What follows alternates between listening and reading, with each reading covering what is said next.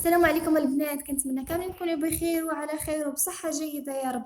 اليوم ان شاء الله غادي نعطيكم واحد الوصفة اللي غزالة جدا ومعتمدة عندي، ما كتخطانيش بمرة لتبييض الاسنان. غادي نحتاجو معجون ارتودون، هو معجون لثوي ضد تهيج واحمرار وانتفاخ اللثة. غزال البنات ودير 20 درهم، يعني ما غاليش وخالي من الفليور للناس اللي عندهم تهيج من الفليور.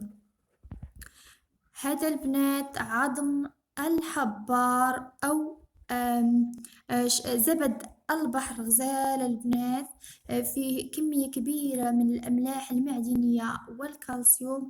غزال البنات أنا معتمدة عندي في جميع الوصفات البنات، سواء البشرة، الأظافر، الأسنان. غزال البنات هذا المكون هذا مكون خطير البنات.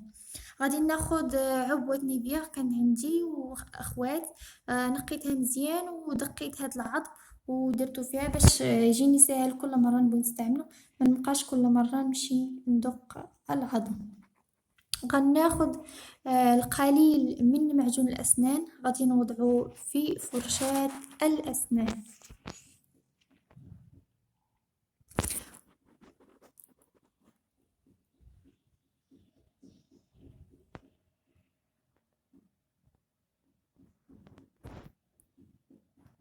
غادي نحاول نهزه شوية، يعني ما نكترش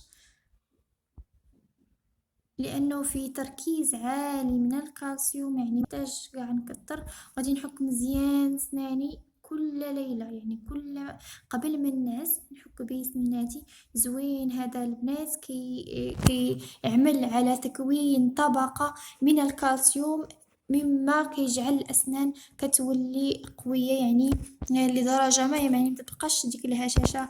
البنات كنتمنى كاملين تجربوها وتعطيني الرأي ديالكم في الكومنتير، ودعموا القناة ديالي وديري جيم، وشكرا.